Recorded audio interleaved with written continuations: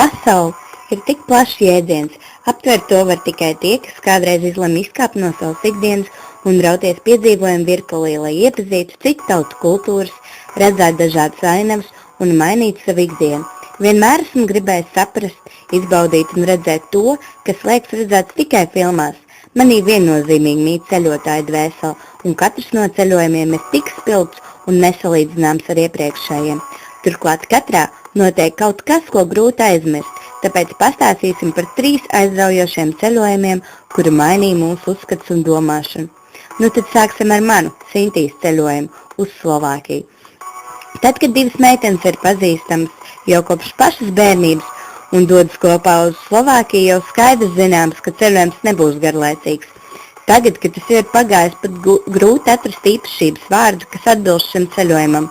Tika piedzīvot tik daudz pozitīvu mirkļi, sākot jau ar ilgo braucienu autobusā, kurš tika pavadīts smejoties un atrodot piemērotas pozas, kā gulēt, beidzot ar trako braucienu pa rodaļtrasi vai aizmigšanu ūdens akvaparkā dēļ miega trūkumu.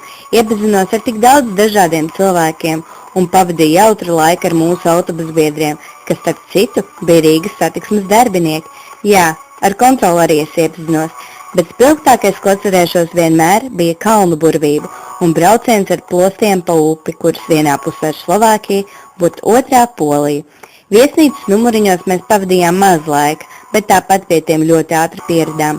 Iepazināmies arī ar Slovāku Čimači, un mūsu gidam mēs arī ļoti patikām. Šajā ceļojumā es iegūtu tik daudz pozitīvas un atmiņas, kas vienmēr liks pasmaidīt. Gremdējoties atmiņās, esmu nonākusi 2009. gada vasarā, kad bija ekskursijā uz Vāciju. Es interesantā gāju safārī parkā un Hyde parkā, jeb atrakciju parkā. Piebraucot pie pirmās naktsmītnes, ieraudzīju blakus piramīdas veidojumu. Sajūtos gluži kā Eģiptē. Nākamajā rītā, kad biju izgulējusies, devos uz safārī parku, kur var apskatīt daudz dažādus dzīvnieku. Safārī parkā vissabiedriskākie dzīvnieki bija žirafas, kuras nebaidījās savu galvu iebāzt autobusā. Es arī uzzināju kādu interesantu faktu par tām. Viņu mēle ir aptuveni pusmetru gara. Vēl redzēju arī kaziņas, kuras bruka man virsū, jo gribēju, lai tās pabaroja, bet mazie kazlēniņi gan bija mīlīgāki.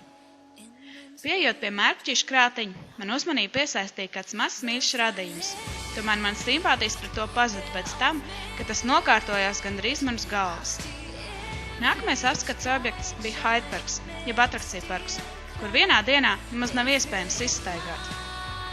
Pirmā vieta, uz kur devos Hyde parkā, bija asākām izjūtām pievildītākā atrakcija – Amerikāņu kalniņš, kurš iekļūst pat Guinness rekordgrāmatā. Es kliedzu visu ceļu. Saprotot to, ka man ir ļoti bail, blakus sēdētāji visu ceļu turēja roku man uz pleca. Pēc šī brauciena nevēlējos iet vairs ne uz vienu amerikāņu kalniņu. Vācija man paliks atmiņā arī ar agresīvo gulbi, kad pastaigājoties ieraudzīju, ka tas ķers cilvēkiem kājās. Izrādījās, ka gulbi tēviņš tauzatās tādēļ, ka aizsargājas savus nesen dzimšos mazuļus. Likās, ka Vācijā apstājas laiks. Tur bija tik daudz skaistu vietu un lietu, kuras vēlētos atkal ieraudzīt un piedzīvot.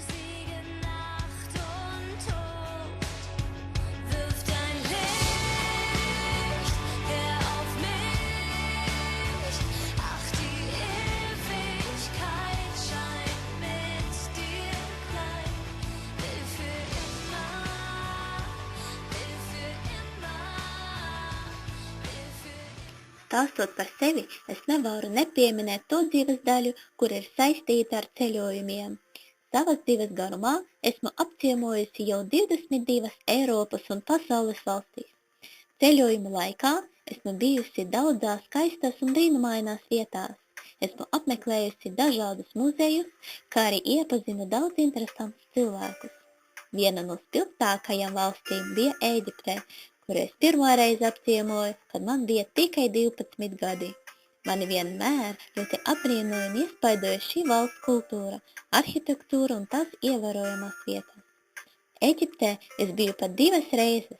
Man ļoti patika mani piedzīvojumi un sajūta tajā valstī, un es viennozīmīgi vēl atgriezīšos. Pēc tam es uzreiz apceļoju 11 Eiropas valstīs.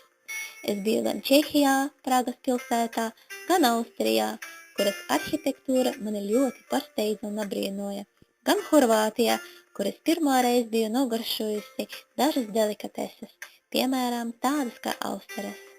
Tolaik es apciemoju arī Franciju. Visvairāk man patika ekskursija caur visu Parīzes pilsētu. Apciemojot Franciju, es nolēmu aizbraukt arī uz pasakainu Disneylandu, uz kurieni katrs bērns un pat pieaugušais sapņo kādreiz aizbraukt, jo Disneylanda ir piemērota katram vecumam un dzimumam. Pēc tam es biju ASV. Veselas 2 nedēļas es atpūtos Čikāgā, un man pat izdevās uz 3 dienām aizbraukt uz slavenu un visiem pazīstamu Lasvegasu. Ar šo pilsētu man ir vispilgtākās atmiņas un vispozitīvākās emocijas. Tur es iepazinu dažus slavenus personāžus, tādus kā Džeks Sparrows un Dzirnekļu cilvēks. Vēl iepazinu dziedātāju Beyoncé, kā arī es piedalījos debātes kopā ar bijušā ASV prezidentu Džordžu Bušu. Ceļojuma laikā man bija daudz jautru piedzīvojumu, no kuriem es saņēmu daudz pozitīvu emociju, pieredzi un neaizmirstamas atmiņas.